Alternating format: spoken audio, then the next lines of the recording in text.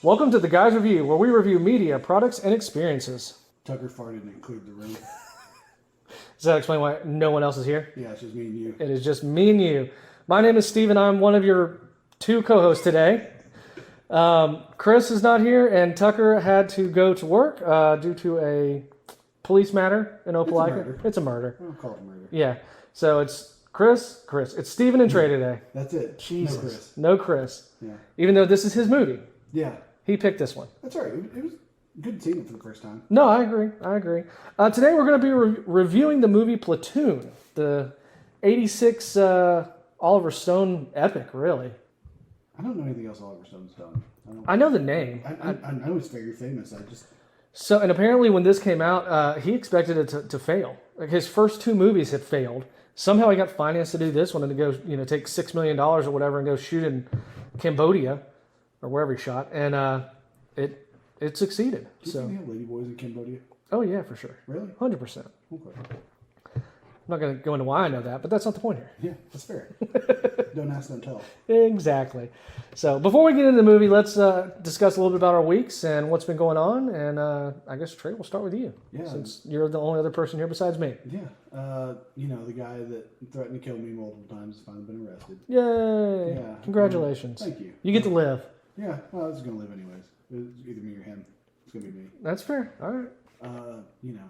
We had the whole snafu where I accidentally insulted someone on Twitter, and I tried my best to atone for it, and I made it right with the people I care about. Fair enough. Tried to. No, I'm just joking. I know. You told me. Yeah. Let's see. What else? Fuck. Been an interesting week. It feels like it's been forever since we've been here. It was only, I guess it's... I haven't been here 2 weeks. Like, the last week. Oh, that's right. Yeah, the video chat. Yeah. And that was Wednesday, and we're recording on a Saturday now. Yeah. Let's see. Yeah, there's all sorts of other shit. Like, my store, I've been, growing it crazy fast. Mm-hmm. So when you do that, your projected revenue goes up, mm-hmm. and I've collected over 100% of my revenue. So, as everyone's saying, oh, you're growing too fast, you can't get all that money. I fucking got it. Nice. Hell yeah. Congratulations. Thank you. That's awesome. So is that a bonus for you? It's actually going to help me get a bonus. I'm going to hit my quarterly bonus.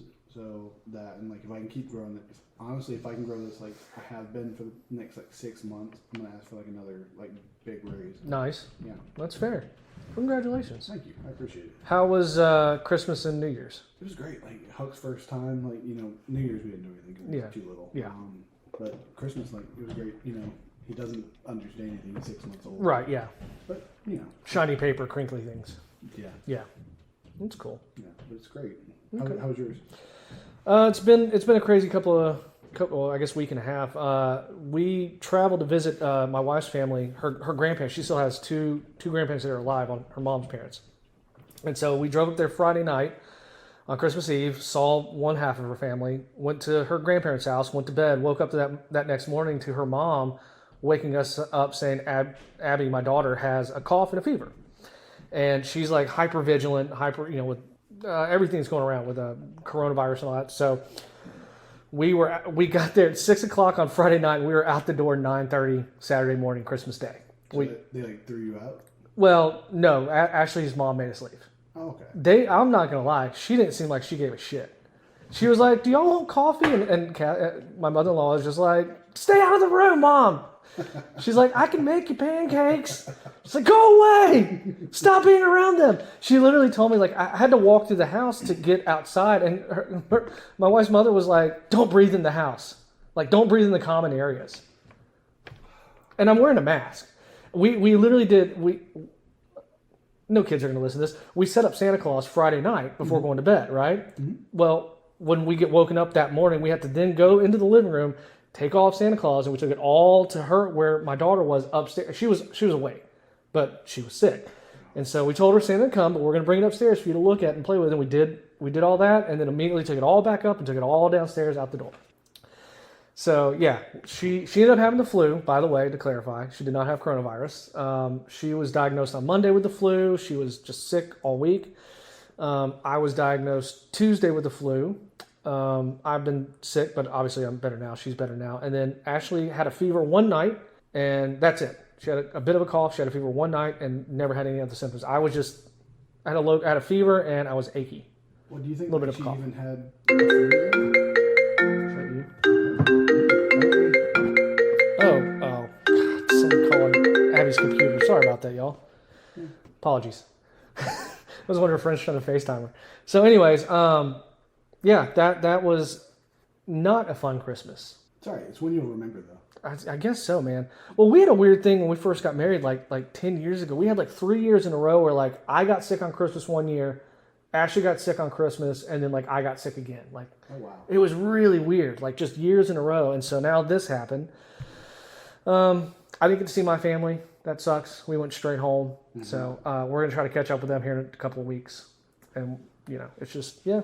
And then New Year's was last night. We did stay up for that since we're all feeling better and just quiet, you know, at home. So That's good. I'm glad you're feeling better. yeah, I am too. I was really scared because everyone else got the flu shot. I did not get the flu shot, and I should have. I know that, but so now Ashley's like, she's all like, we need to go get our booster shot for COVID as well. So we're gonna try to do that soon. Yeah, I need to go get one too. Yeah, Like with it getting bad, like I don't know who's coming in my store. exactly. That's fair.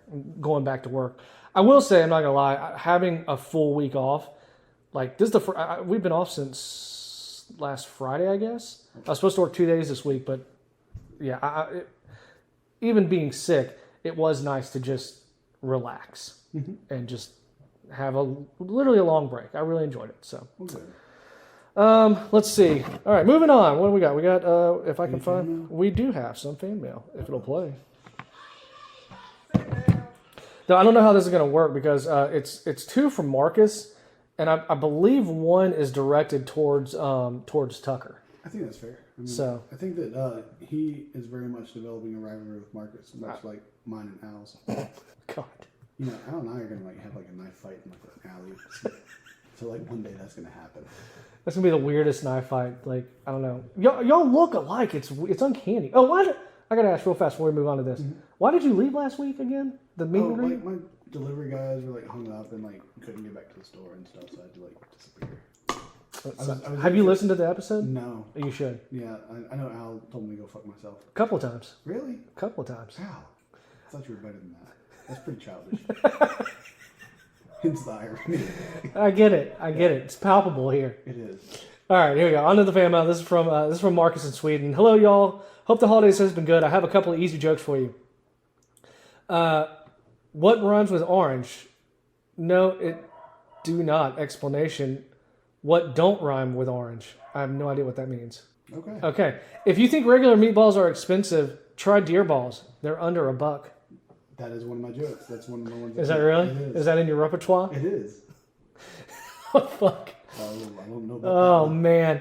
If you're afraid of pedophiles, grow up. That's a fair point. That's what Tucker did, but he's still afraid of them. That's because he didn't make it away. Yeah, he got pulled on. Well, I mean, like, tell me, like, that's not something like when you were growing up. Like, if you were out with like a bunch of kids, like you knew, like you just had to outrun the slowest kid. Oh, yeah, of course. Yeah. You just got to be faster than the slowest kid. Yeah, I mean, whether it's a dog chasing you or a pedophile in the ice cream truck. Though I will say, yeah, I never really thought about, obviously, as a child, pedophiles. I never thought No, about, that wasn't really on my radar. No, not so But, much. I mean, I guess because we weren't touched. That's fair. That's why Tucker has like this pure hatred for him. Well, don't get me wrong. I mean, I'll beat one to death if I need to, or if I get the chance. Yeah. But yeah, not as a kid.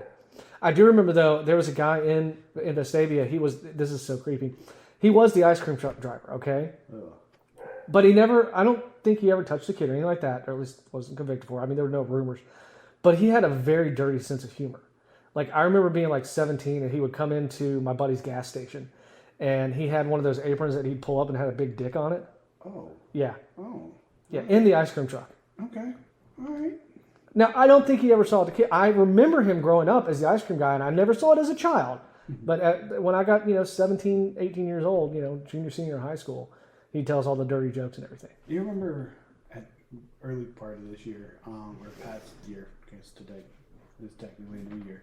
You remember when I told you about like going and doing like the home inspections for Yeah. all the sex offenders? Oh, yeah, vaguely. I remember you telling me about Yeah. that. Well, like one of those guys was from Homewood. Really? Yeah. And like he was a scout leader, and like he had I guess he was like a youth group leader like at the church, and he got like 40 something like under his belt. That's man. Yeah. Like and he put off like creepy vibes. Did he really? Yeah. My scout leaders were all above board. I mean, at least that I know of. Well, they didn't pick me. Well, like, it was weird. Like, Maybe they knew I was a talker though. But like growing up like here, like I'd definitely be a screamer. Well, when I was like, I mean, all the way to like Weeblos, and like we always had like woman scout leaders. Mm-hmm. Somebody's mom would always. Yeah. And it's like okay, so I didn't get touched. Yeah, Boy Scouts through the Weeblos and everything. Yeah, it was all female moms. Mm-hmm. But then when we got into Boy Scouts, Yeah. there were male leaders for us, at least in ours. I don't know about other troops, but I mean, I assume it's normally that way. yeah. Well, I mean, because at that point you did a little bit of camping and stuff. But I remember like going camping with like Boy Scout or Cub Scouts and Weeblos. You'd have dads that get recruited for a weekend. See, we never went camping or anything. Really? Yeah. We get camping all the We time. did like woodworking kind of shit, like in like the Dean Road Rec Center. Yeah, we did. I mean, we did stuff like that too. But we would also go camping. But like I said, Dad would join in. So, let's see. I don't know. The wording on this last bit is it said, "What are the part with Christmas to you guys?" I guess maybe what's the favorite part of Christmas to us? Okay. I don't know. It used to be like getting stuff, but like now Yeah. that I got like Hawk, like I feel like it will be like seeing him open stuff. Yeah. Oh, for sure. It absolutely. I can say from experience, watching your child open things that you've given them is very rewarding. Yeah. As long as they're appreciative. If they're just like, shh, great, thanks, next, then you're like, hey, you little shit. Yeah, my nephew did that at Christmas. Oh. And it's like, luckily it wasn't for anything for like me, but like my sister and like my brother-in-law gave him like a compass and had it like engraved and like had like a deep meaningful thing. Right, yeah. And He was like, cool. sort of, he's like, all right, what's next? And like they're trying to read him like what the inscription says. And it's like, oh, this is. I'm not a big spanker. Abby's not one to be spanked, and she just doesn't handle that well. I use it as a threat sometimes, but I'm very big on entitlement, and especially because of what I do working with college kids, and I see so much entitlement. Mm-hmm. I tell her all the time, I will not let you grow up like this. And the second she starts getting like that with me, I will take things away from her. Well, if you need like someone to like physically like manhandle her, like you know, tag me. No, yeah, I know I've got someone literally in my corner with experience. Yeah. But yeah, no, I mean, like, I've threatened to take everything out of a room and leave her with a mattress because I was like, that's all you need is a mattress to sleep on. Like, I will feed you, I will put a t-shirt on your back and a mattress. You don't deserve, this is all given to you from love. Don't think you're entitled to any of this, you know? Stay humble, kid. Yeah, I think that's fair. Like, I would love to see more kids lose some of the privileges they have. Yeah. Oh, yeah, for sure. You know, those nice iPads and stuff. Yeah. The problem is with her, this is true. She'll get in trouble, she'll act up, she'll talk back, whatever it is, and, threaten to remove something. She continues to do so. Remove. Mm-hmm. Okay, and she'll freak out about that. And I'm like, you've got X number of days without screens. Sorry, that's just what it's going to be. You can't sit and watch TV with me. You can't sit and watch TV with mom. You have no screens for 2 days, 3 days, whatever it is. And she'll huff and puff for a little while, and then I'll come back in. I'll just find her reading an hour later. She just picks up a book and starts reading. Into it? Yeah, she loves to read. So it's just like it's a punishment, but she doesn't really punish her, sort of, Like I worked with like juvenile delinquents, Mm-hmm. and like the really bad thing was like the punishment was like you had to stay in your room. Mm-hmm. But like the ones who have been to like real juvenile detention, like they're totally okay being in the room. Yeah. And it's like Yeah. yeah. How do you deal with that? I mean, you give them the punishment, and they do it and stay on their head like it's nothing. All right. Second email that Marcus sent us. It says, to continue from my other email, Tucker, I did not know you were famous. There's a very popular song about you, and he sent a link to a YouTube. He says, Trez, we say in Sweden, Canella dig, K-N-U-L-L-A-D-I-G, ha ha ha. I don't know what that means. I'm very tentative about this, but I'm going to hit this link and see where it takes me on YouTube. Ooh. I know.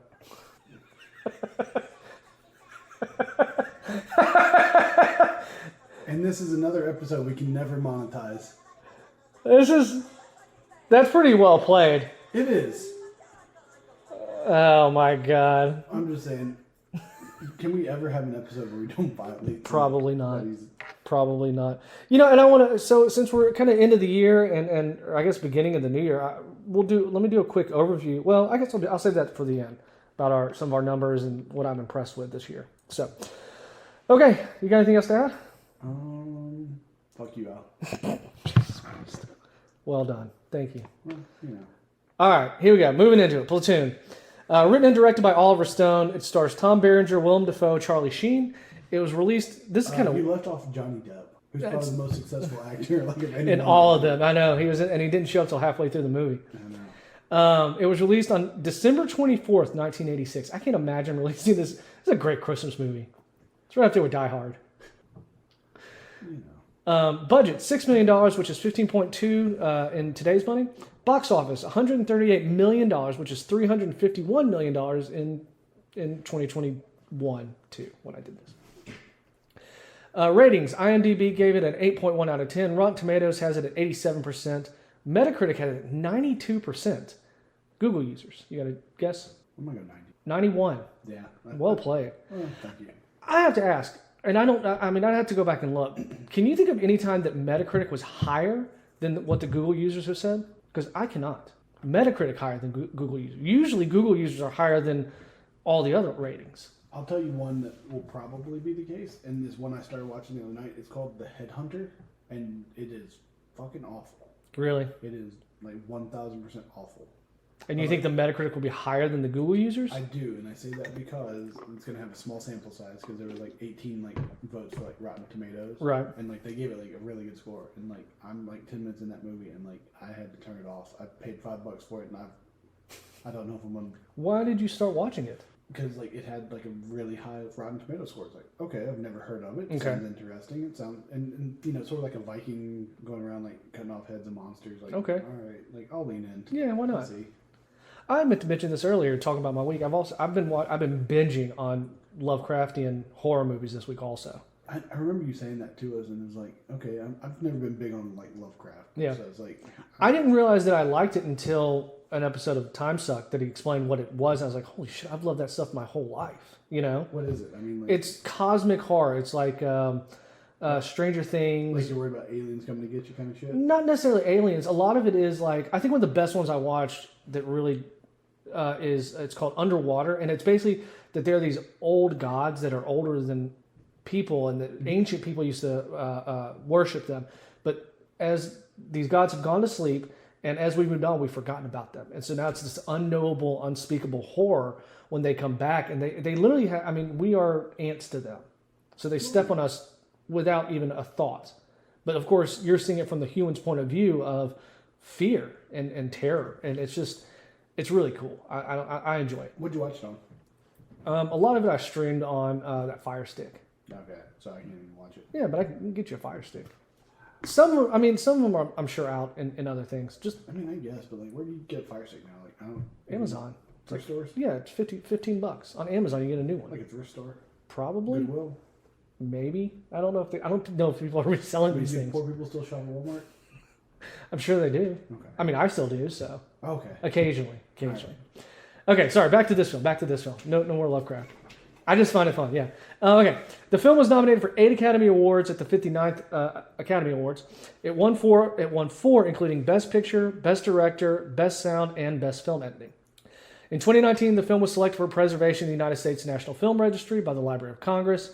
And lastly, just for informational purposes, because I didn't really know this, a platoon is a subdivision of a company of soldiers, usually forming a tactical unit that is commanded by a lieutenant and divided into several sections or squads.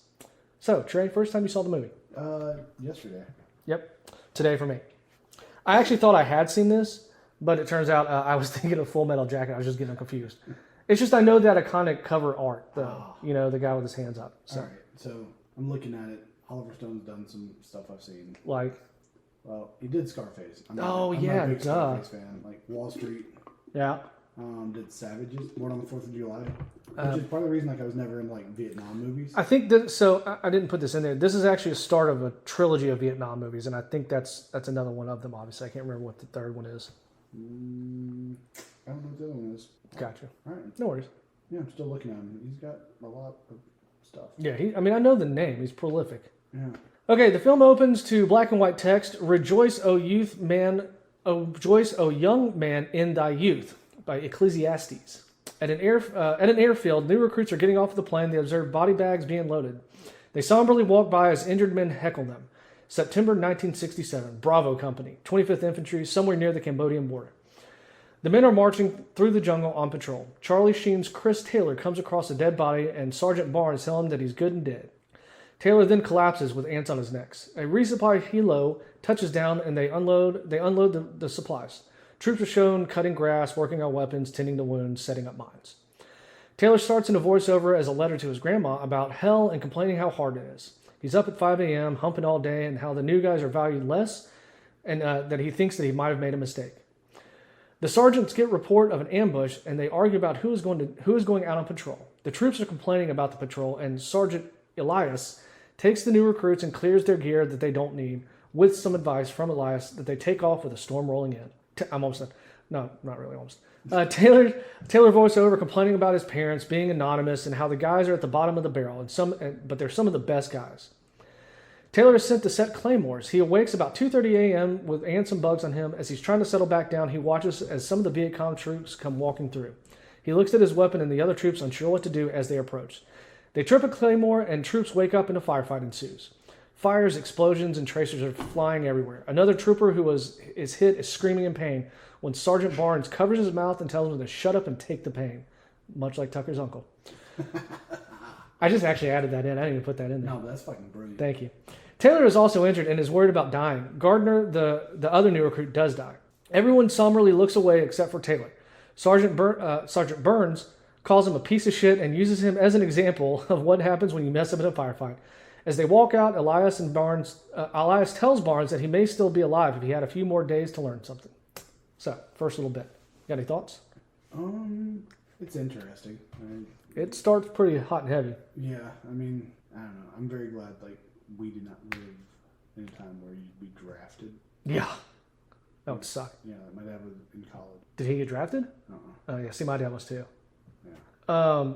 I like when they're going in the woods and you can hear the storm rolling in, kind of a little foreshadowing of what's coming. And I don't know about you, if I see John C. McGinley, all I think of is Scrubs. Fuck yeah. I was sitting there thinking about it, and you see why he's a jaded doctor. Yeah, that's fair. He's. It's weird though because in Scrubs he's so and in this he's so serious, but when you're thinking about him, it seems so forced. You know? Yeah. I know that he's probably very proud of the work he did in this film, but it's got it on some level. He's in a film that was a Best Film Academy Award, and people will probably come up and be like, call me what you call JD, and he's probably best known for Scrubs, at least to our generation, I would assume. Well, I mean, you talking about another great film he was in Office Space. He was.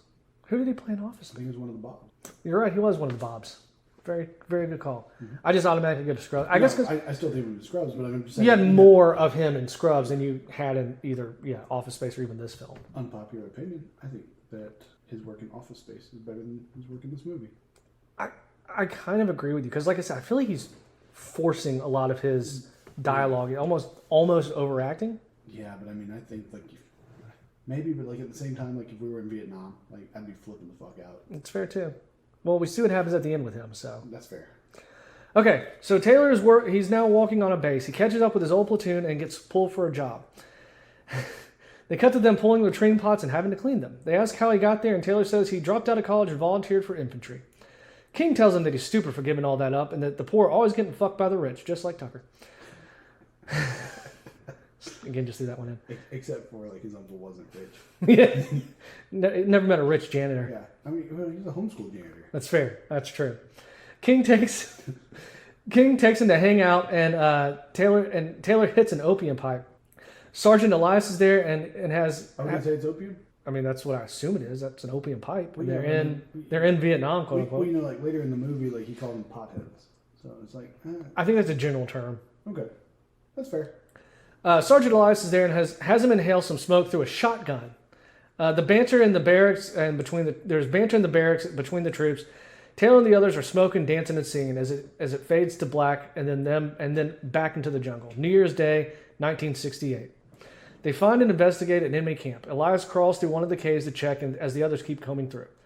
Elias finds a surgery with a dead troop. He climbs up to another chamber and kills someone trying to run away. As Sal and another troop find a trove of documents that are booby-trapped, it explodes and they die. That was pretty gruesome.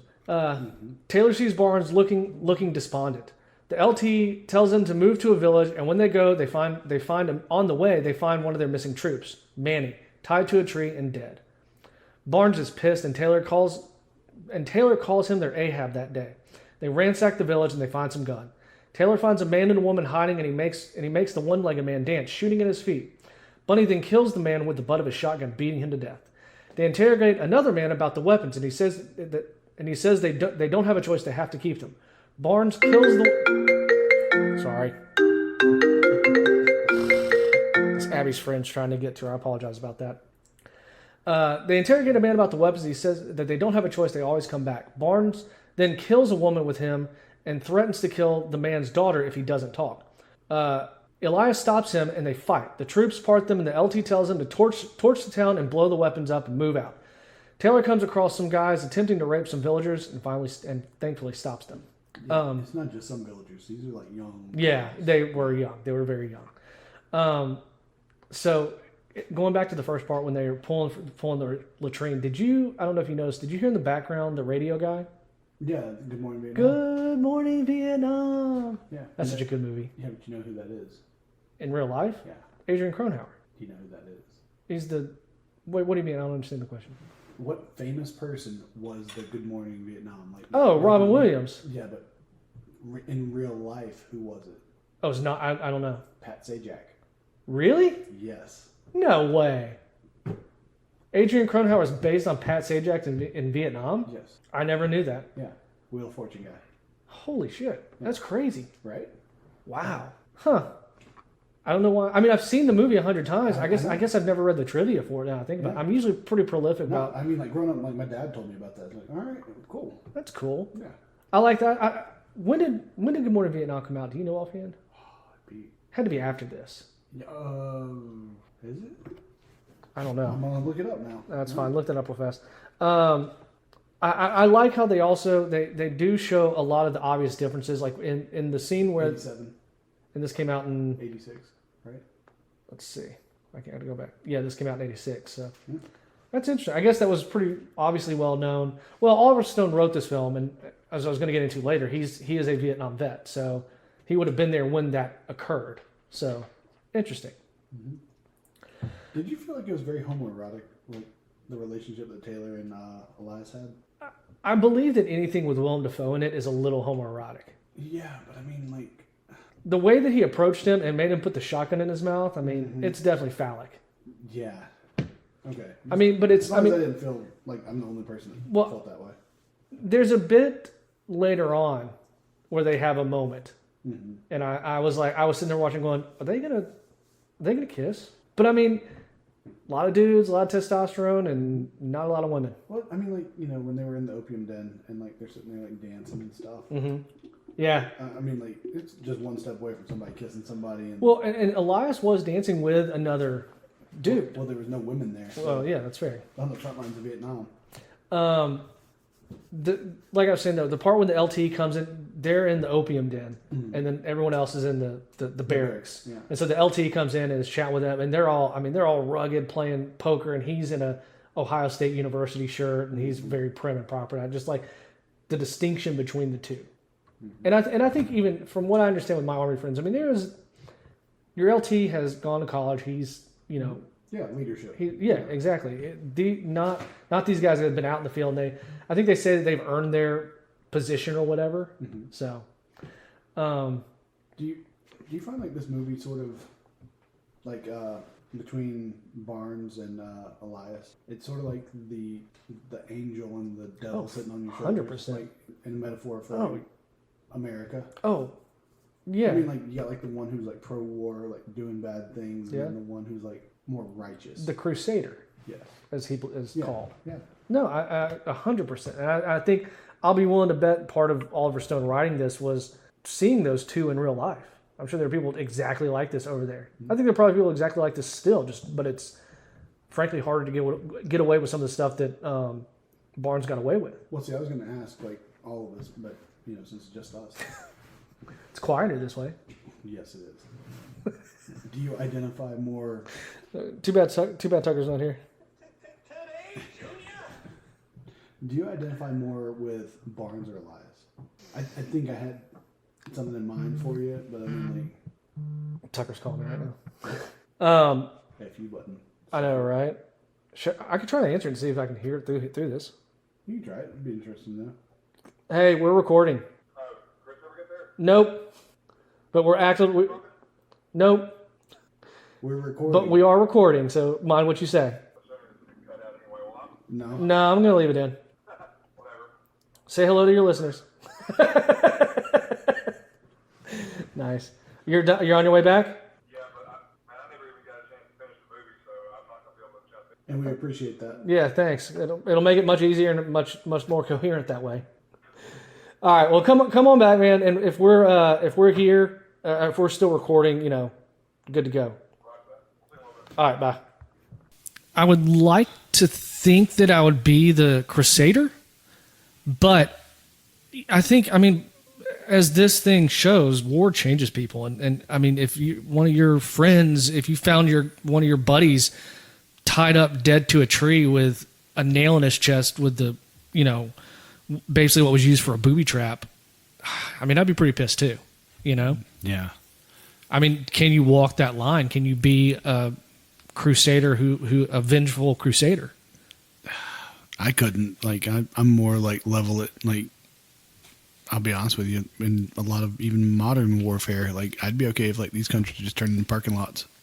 I mean, even with the modern issues that we've had going on, the problem is you're trying to force people. I think we've had this discussion before. Yeah. Trying to force people who have, had a certain way of life for thousands of years into a more modern way of thinking. It's just not going to happen. Yeah, I'm not big on like wars of ideology. Like, I'm more like if we truly feel threatened, then we have to go to war. I'd rather just Decimate.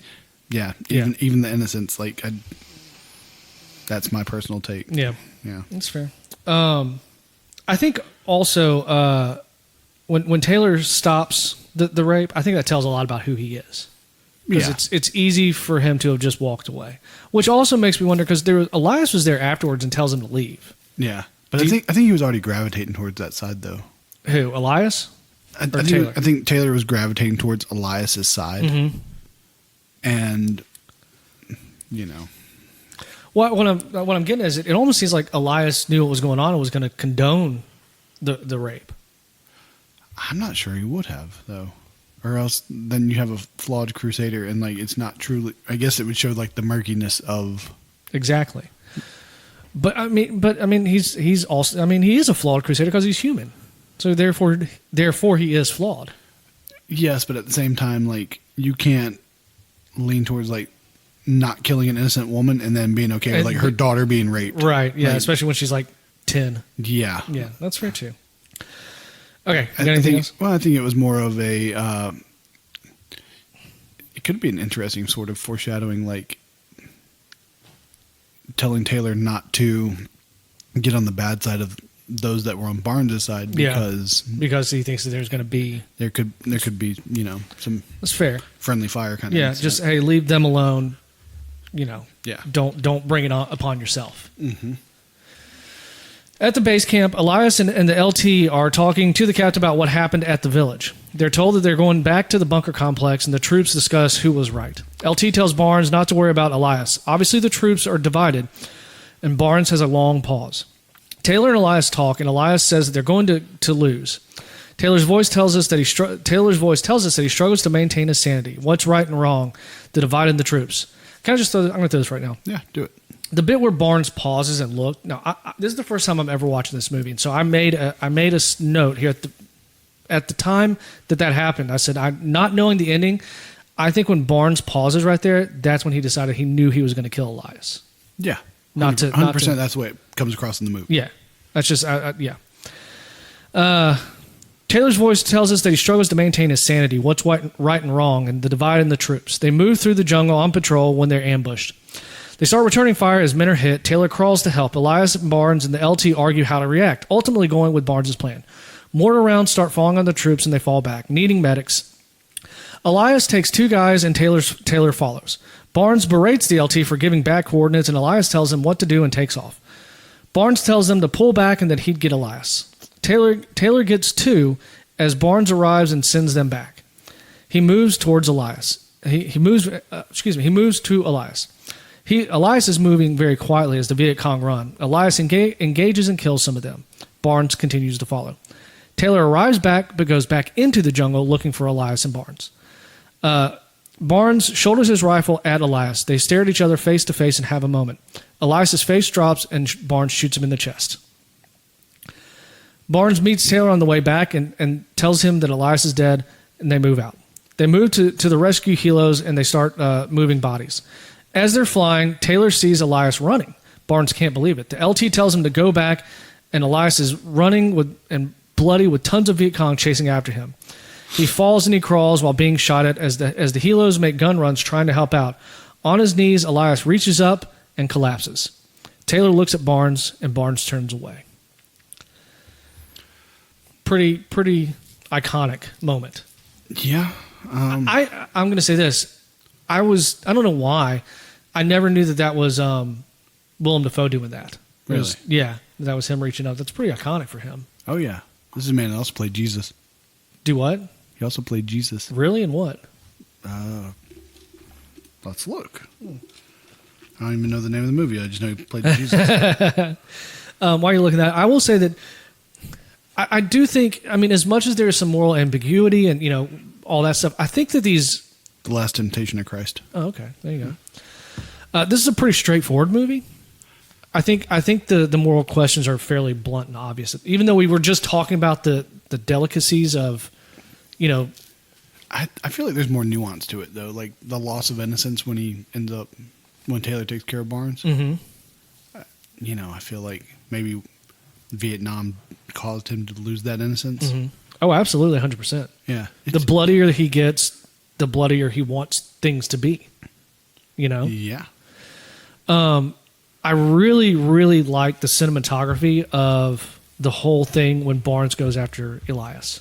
Mm-hmm. I think that was really cool because you'd see Elias moving and he's facing to the left, and then you'd see Barnes moving and he's facing to the right, and they're facing off before they finally eventually do face off. But I just thought it was really cool. I thought it was a good way of doing that because technically, if you're filming them from the same point of view, they're moving in the same direction away from each other, away from camp, but they filmed them coming together head to head. Yeah. And I hear this Oliver Stone guy is pretty good. He's apparently pretty decent. Yeah. Pretty good. I did think about this though, when they're loading up all the helicopters with all the bodies and stuff like that, there's not been any music that you would have heard. Like all the music in the movie is like classical music. Yeah, it's not very, like period pieces. Exactly. You don't have, We Got to Get Out of Here or Fortunate Son. Mm-hmm. Like I don't think there's any period music. Yeah. It's all very poignant classical music that drives the point home. But, Yeah. When I was sitting there watching them load like all these injured people into helicopters,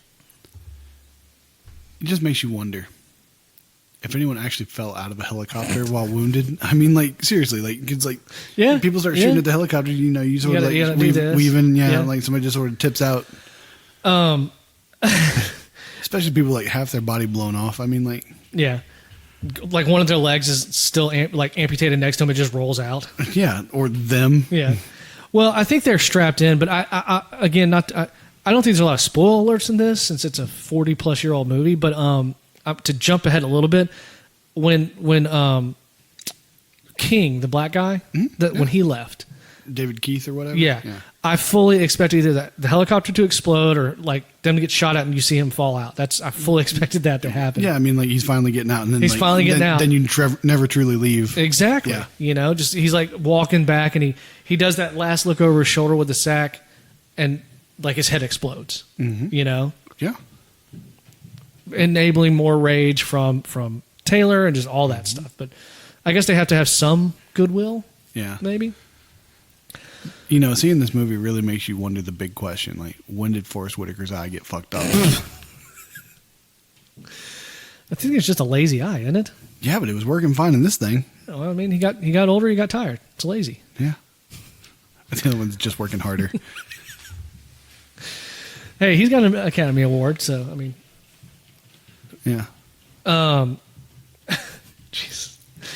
The other thing is, just that really iconic shot of Elias on his knees reaching up. It's incredible. Mm-hmm. I wonder though if Oliver Stone, like, that seems so over dramatic. Well, it seems very specific. Does that make sense?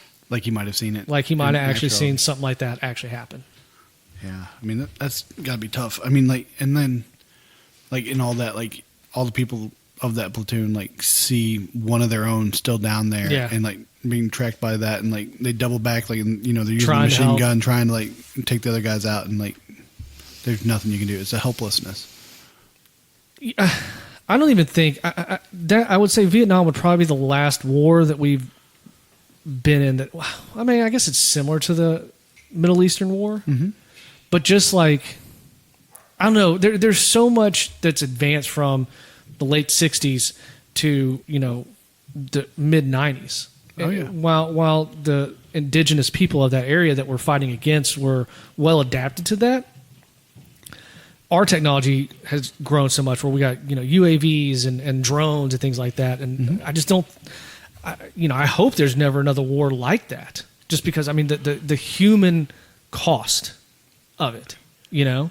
Well, you know, but even thinking about, like, you know, more recent wars like Afghanistan mm-hmm. or, you know, that in Iraq, you know, you still have to have, like, boots on the ground. You still got to have, like, a forward launching point for a lot of this stuff. And it's like there will always be the risk of loss of people on our side. Yeah. You know, well, then I guess you could point to like Fallujah for the Marines and like Black Hawk Down. Mm-hmm. You know, Somalia, yeah. Where you just get, unfortunately, have to get up close and personal like that, and just a lot of loss. Yeah. You know what wouldn't be a loss? If Somalia was a parking lot. Luckily, I don't think we have a lot of Somali readers or listeners. We have no readers. Well, I mean, I wouldn't be surprised if they couldn't read. Jesus. Not sure education made it there. I don't know. I could be wrong. There's probably one or two. I'm not well cultured. Don't they have, like, are they? I don't know if they're a republic or if they're a kingdom, but I know there's a lot of pirates too. Yeah, that's all you know. But not like our pirates, not the fun type. No, yeah, the kind where they, like, you get the hook stuck in your butthole and then get AIDS because it's Somalia. Yeah, it's on that continent. It's on the continent. Lean into it, right? Thank you. Like, that's all I want in this life. Just somebody to lean into it with me. That's what Tucker's uncle told him. Yeah, just push in. Just push in. Actually, you're supposed to push out. Oh God. Okay. All right. Here we go. This last little bit, it's the climax of the movie, which is arguable because that scene was pretty climactic as well. All right. So Taylor is convinced that Barnes killed Elias. They argue about what they should do. Barnes arrives and tells them that there is the way it should be and the way it is. That he is reality. That Elias is wrong, and that the machine sometimes breaks down. They break down. He offers himself 6-on-1 to kill him. Taylor jumps on him, but it's over quickly. Barnes stops from killing him, but does cut his cheek. Walking away and asking what they know about death. They go back the next day to the place where Elias was killed. It's apparently like a week later, but they say the next day. Not the point. Sorry. Yeah. Taylor knows that they are the bait to lure out the entire regiment. Lieutenant tells Ra that he's got Elias' squad, but he does not want it. Taylor and King talk. Taylor questions why and how people like Elias die, and Barnes get to make all the rules. King says that he just has to get through it, man. Then King is sent home. Junior says that he can't walk. Barnes does not believe him, and Junior breaks down.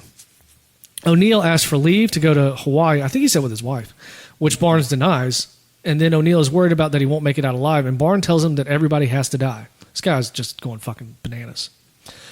Bunny tells Junior why he likes being here. You can do what you want and just don't worry about dying. That's all you or not worrying. Dying is all you have to worry about. Mm-hmm. We see some Viet Cong troops preparing and moving through the jungle at night. A proximity flare is set off, and they're told not to get out of their foxhole. That they'll be probed all night with the Viet Cong just trying to get through. A trooper falls in the hole with Taylor, and he tells him there are hundreds coming to get out. A blast rocks Taylor back as he listens to a broadcast, a loudspeaker broadcast. They abandoned their foxhole right as an RPG hits it. Some troops come up the hill and Taylor attacks, killing several. Francis joins him, and they are in a frenzy, screaming and laughing when Taylor charges. Bunny is screaming at the attackers when Junior finally runs away. As he turns to yell, he's shot, with the killing blow being shot in his mouth. Junior runs into a tree and is soon stuck with a bayonet and dies. Barnes attacks. O'Neill pulls a dead body on top of himself to hide as the attackers move on, thinking that they're all dead. A suicide attack at the base is run on what looks like a comms tent, and the LT tells the captains they're overrun and they want to pull back, but the captain tells them to stay and fight, that they're overrun, and the captain calls for the bombing run. Barnes is fighting and gets shot. Taylor saves him, and Barnes is about to kill Taylor when the bombs drop, and we literally see the red in Barnes' eyes and explosions. We cut to Taylor waking up, and all is quiet. He gets up and grabs an enemy AK, bloodied and battered, and he finds Barnes crawling away, also bloody and burnt. They stare at each other when Barnes tells him to do it, and Taylor shoots Barnes in the chest. An armored vehicle finds Taylor. Francis stabs himself in the leg as O'Neill lies about being left. A bulldozer is clearing bodies as Taylor is carried out. He and Francis chat for a sec, and O'Neill is told that he has second platoon, and he is not happy. Taylor is loaded on the medical helo, signals to Ra, who screams back. He flies over the carnage of the battlefield, bodies everywhere. He thinks looking back that they didn't fight the enemy, but themselves. He knows for him the war is over, but it will always be there, as will Barnes and Elias for possession of his soul. He sometimes since felt a child born of those two fathers, that we must rebuild and try to find goodness and meaning to this life. A white screen with black text says, dedicated to the men who fought and died in the Vietnam War. We fade to black and credits roll. Pretty intense little last bit there. Yeah, it's pretty rough. Yeah. I thought it was interesting, though, that Taylor, at the end, you have that Viet Cong trying to climb up the hill, and you leave them alone, and you go find your own guy, and kill him.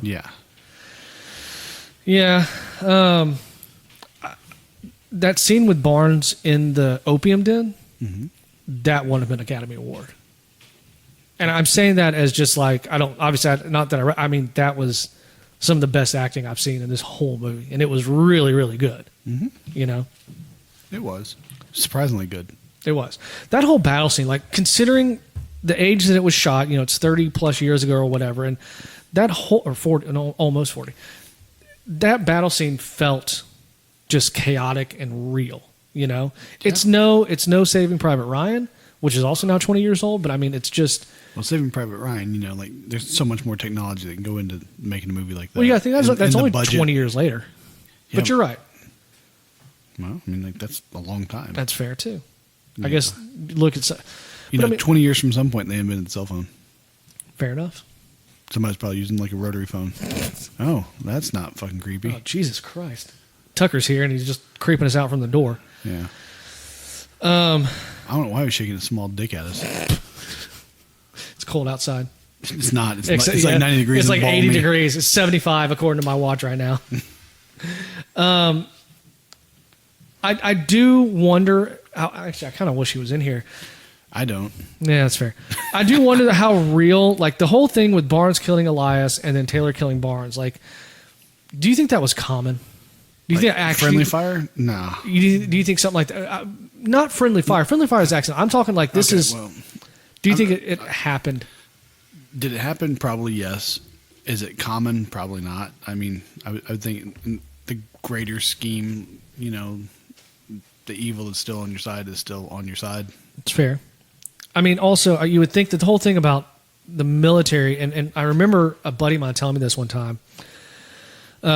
He said he was in a firefight in Afghanistan. The guy next to him had his head blown off. Yeah. And I was just like, Jesus Christ, man, what did you do? And he goes, I kept shooting. Yeah. I said, why? He's like, because I didn't want it to happen to me. Uh-huh.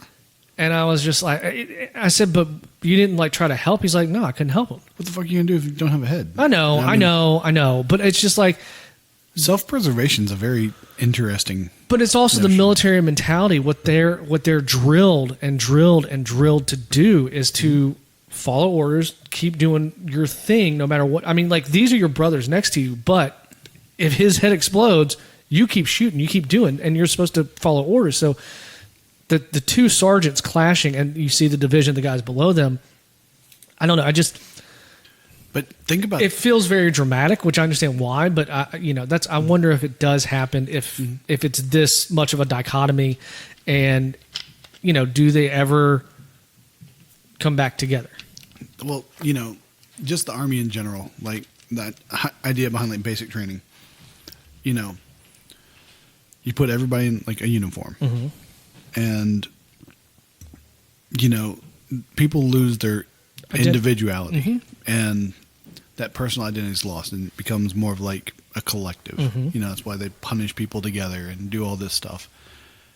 And at the end of the day, I mean, like, historically they have always fuckers. Okay, thank you. As we're getting to an important point here, you have the. I have fucking lost my train of thought. Well done, sir. Yeah. Some homeless man comes in and starts yelling. Some bald dude. Yeah. I'm not bald. Here you are. You have as much hair on your face as you do on your head. Actually, I think it's longer on his face. Probably is. Yeah. Jesus. Have fun today?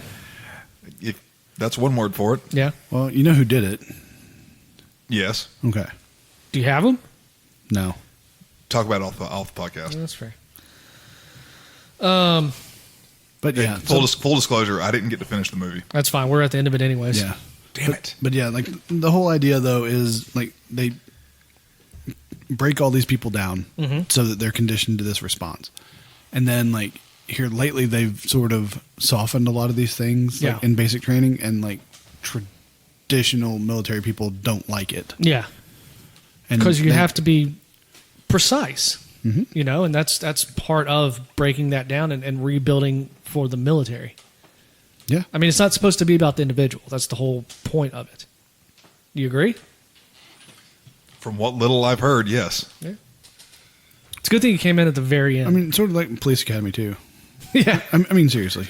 I thought you meant the movie. I was like, nah. Sure. We'll go with that, Trey. Thank you. I appreciate that. Well, I mean, y'all jump on the thin blue line. Mm-hmm. Okay, so we'll move into we'll do the trivia, and then we'll do, and then we'll give our ratings. Oh my God. She's not here. Jeez. Tell your girlfriend to quit calling us. I wish it were. It's a 10-year-old. It's Ellie. Or, well, I guess it's Olivia trying to get to Abby. Well. And I've already called. We had to stop at one point, and I called Ashley, and I was like, "Please call Olivia. Tell her to stop calling the computer." I'm guessing they didn't do that. I'm guessing not. She sounded like she knew what she was doing, but anyways, okay. There it is. Top 5 trivia. Still think I should hit the fart. Number 5. Oliver Stone got so tired on set that he accused the editor of stealing film, like a specific sequence that he thought they had shot, but it turns out they hadn't even shot the film. They hadn't even shot that sequence yet. Huh. Yeah. Number 4, the scene where all the troops are high, they were actually high, kind of. The problem was that they did it hours before. So when I saw that scene. So yeah, when they went to shoot, according to Willem Dafoe, they were just tired and useless. Number 3, Dale Dye, who was a decorated Marine, was also the consultant for this movie and changed the way Hollywood shot war movies by finally showing the emotional toll war takes on soldiers. He's also consulted on films such as Saving Private Ryan and even video games like Medal of Honor. Interesting. Right? You got something? No, go ahead. Number 2, they imported red dirt. So they shot this in Cambodia, but what Oliver Stone specifically remembered about the dirt in Vietnam was that it was red. They could have shot that shit in Alabama. I mean, I'm just saying. Yeah, but we don't got a lot of palm trees here and jungle. Well, if you're going to bring in red dirt to Cambodia, you can bring in palm trees to Alabama. But yeah, so they imported. There is palm trees in Alabama. I guess down along the coast. Well, yeah. But it's not very jungly. Around Cottonwood. Number 1, Oliver Stone is the first Vietnam vet to direct a Vietnam War movie. Also, in 1988, without saying how. So he did this in response to John Wayne's The Green Berets. Yeah, it's true. I guess it doesn't show a very emotional response to war. Yeah, it's a John Wayne movie. It's kind of, I love John Wayne, but you kind of know what you're not a lot of emotion. Limited acting ability too. You can shut the hell up, sir. Okay, I'm sorry. I'm going to make you do a John Wayne movie. I didn't know that, he joined your uncle in touching you one day. Jesus. You can disrespect me, but don't disrespect the Duke. I bet he touched little boys. God. Video copies of Platoon were being played in Ho Chi Minh City. It was the first American film about the Vietnam War to play there. Yeah, John Wayne was a big guy. He could probably pin him down. Much like your uncle did to you. Oh, man. Welcome back. Hell, why did I even come downstairs? This was a good episode until this. Yeah, the first 45 minutes was very introspective. It really sort of was. Like, the conversation that took place like the hour before we started recording My God, was better. yeah, we sat here for like an hour talking, waiting for Chris, who never showed up. I'm looking forward to listening to this. Well, we didn't record that part. Yeah, you missed like the like good conversation. Because I have no idea what was said. That's fair. But I'll give a rating for what I have seen, part I have seen. I guess I'm okay with that. You want to do that? Sure. Think that's fair? Or I can finish it. How far did you get? I'm about an hour into it. I'm So about he's- halfway. Yeah, he's like half. You hadn't even seen any of the real conflict yet. No. Let's hold off. When Yeah, I you should hold off and the come part back that next the part week. that I Remember left was when Willem Dafoe's character and Tom Berenger's character were in the village after Tom Berenger's unit or platoon had just slaughtered and beat the shit out of. Are they arguing or They're arguing and they fought. they did fight? They did fight. So that's a pretty significant turning point. that's where I had to go because my damn phone rang. Yeah, I got you. We'll just finish it, and then you can give your rating next week. How's that? That's fair. Okay. I enjoyed what I saw. Yeah. Yeah, but I mean, like, you need to see all of it. Yeah. If the rest of the movie holds up if the last hour holds up like the first hour, then Well, I mean, here's the thing. it's a solid beer and a half, 2 beer movie. Yeah, well, like Forrest Whitaker and Johnny Depp really carried this I movie. mean, there's a hell of a cast in this movie. Once Johnny Depp But it's usually like the finally background shows people. up, Like, when he finally shows up, yeah, carries it. I mean, like seriously, you got fucking Tiger Blood and Willem Dafoe. Oh well, this was pre-Tiger Blood. No, I mean, I'm just saying you got Tiger Blood and you got was- Agent Smecker. Like, like He wasn't really Smacker. Willem. He wasn't really Willem Dafoe in this. He was Willem DeFriend. you haven't seen the whole movie. Then It's true. that's part of the conversation All of this right. episode. So what's your Trey? Go ahead, start. What's your rating, bud? It's sort of tough. So remember, It's it's a great. reverse beer scale. Yeah. One is good, 5 is bad. It's great cinematography. It's pretty good acting. Probably very realistic. So I'm okay with like a beer and a half. I completely agree with you. I think, it's emotional, it's strong, it's, it's everything that it's supposed to be. I'm going to go beer and a half as well. I'd say the only limitations are just because of limitations of the time. Mm-hmm. And it could look better The if it math was is super easy. Yeah, but it could look better. What did it come out to? 1.5. Came out to 2. Knowing your abilities, I wouldn't doubt it. So, we'll finish. We'll get your rating next week, and maybe if Chris shows up. If you need me to help solve this murder, I can tell you who did it. Yeah, so can I. Okay. All right. Real fast, do y'all want to? Is it going to get in your top 5? Anyone? I mean, you know? is it fair for me to do it yet? Oh, that's right. Yeah. I Trey? have a feeling it might be in Chris's, but because he recommended it. That's fair. What's my number 5 movie? Sandlot. Oh no, And you've already got. Oh, you dropped off. No, you didn't. Where? Yeah, Sandlot, and you still got Lone Survivor on there as well. I think Lone Survivor is more powerful than this. I agree. I feel more emotionally invested in those characters. I think that's just because of the technology and the cinematography techniques and the more current event. That's fair, of too. What it was, Well, because you look at Vietnam and that was going on 50 years ago now. Yeah. No, but No, I think more than that. Shit. The 60s is about 60 years. Yeah, 60 50, years ago. 55. Yeah. But Late I mean, like, 60s. here's the thing though. Like, I feel like with Lone Survivor, there's better character development. Mm-hmm. Like before the conflict gets there, like I would feel more attached to those people than I do anyone there. But here's the thing, and this is not a slight against either movie. Do you feel more attached to it because you were alive during Operation Red Wing? You were alive during 9/11. You kind of know what it's about versus all we know about the Vietnam War is what we've seen and what we've read and what we've been told. That's not a firsthand thing for us. Yeah. No, I feel like Mike McGreevy is like the everyman, like the guy from every high school that like checked all those boxes and was like the best human being. Like I feel like he was that guy. They built him up into that. You talking about Mike Murphy? Mike McGreevy, whatever. McGreevy's another one in there. Mike Murphy. Yeah. Fuck it. I'm with you. Yeah. I mean, I feel more attached. I think that kind of character than I do like Taylor, who is lost. Yeah, he's like the lost everyman. Yeah, he's the viewers fill in. They're us. Well, yeah, but he was also kind of a product of the time too. Yeah. But I mean, there's also the scene. I guess you've probably seen where he explains. I mean, he dropped out of college to be there. I saw so that. There's going to be a little bit of a disconnect there, considering someone who's got 3 degrees. I really hate that I missed this episode because I was enjoying the movie and looking really forward to discussing this. Well, we really enjoyed this episode without you, so I think it'll be a little different.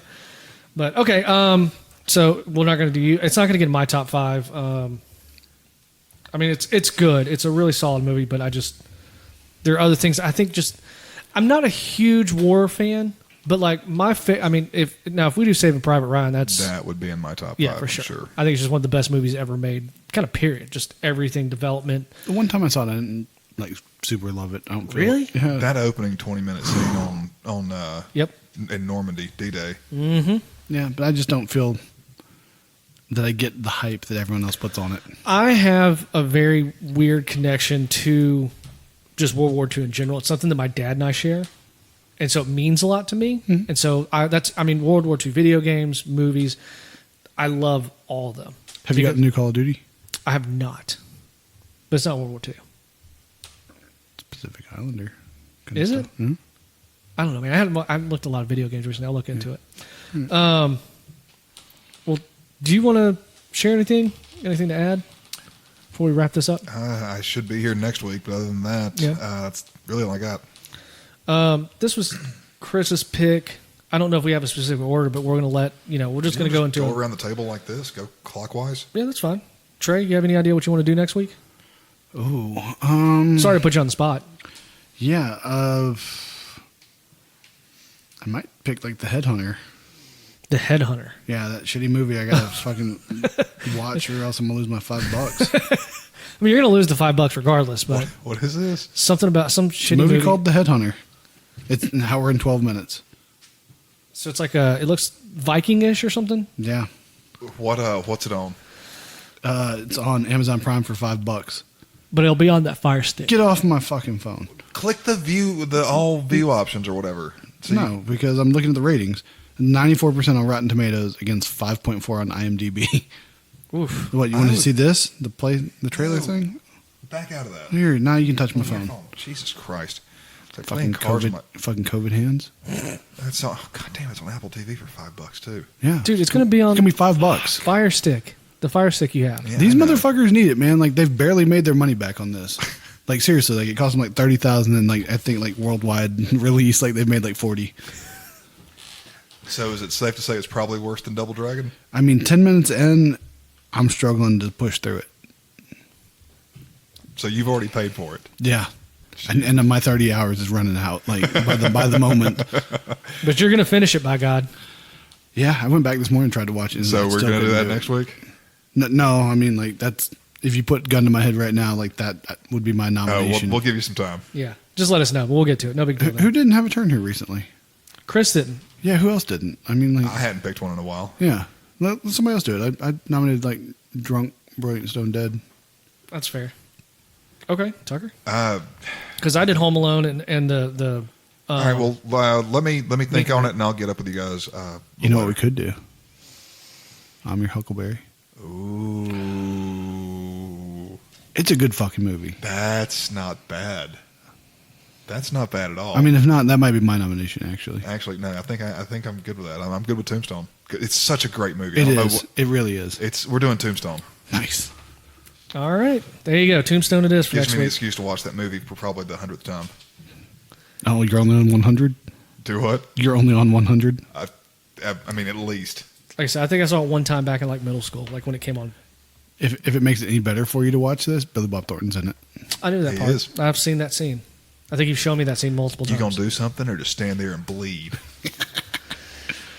All right. Well, okay. So until next week, we'll be doing that. If you want to find us on the web, you can at theguysreview.simplecast.com. Email us anything, and I will read it poorly at theguysreviewpod@gmail.com. Instagram at theguysreviewpod. Twitter at the. Hang on, my sister said that like you don't read the email. Read it one more time. Email for the slow people. guysreviewpod@gmail.com. She actually texted me early this week for it as well, and I sent it to her. She still didn't email us anything though. My mom's over there bothering her, so that's fair. Twitter at @the_guysreview, and remember, if you like to tweet at the top of the page, we'll put you in the little DM group. That's been fairly active this past week. Yeah, it's been fun. Yeah. I mean, we need to make #DoomRats a thing. Goddamn fucking Doom Rats. What?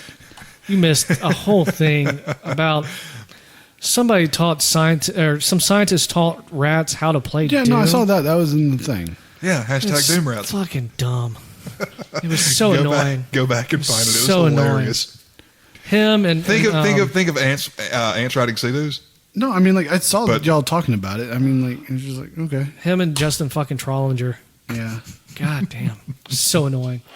That was pretty. I could have just ignored it, but it kept dinging on my phone. I couldn't make it go away.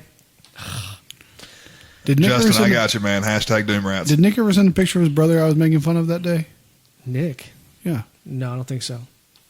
Wasn't Nick in like the episode last week, like FaceTiming us? Oh, it's Justin, but no. Oh, it's Justin. Okay, yeah, his brother. His thing on Twitter is NIK, but yeah, okay. I don't know.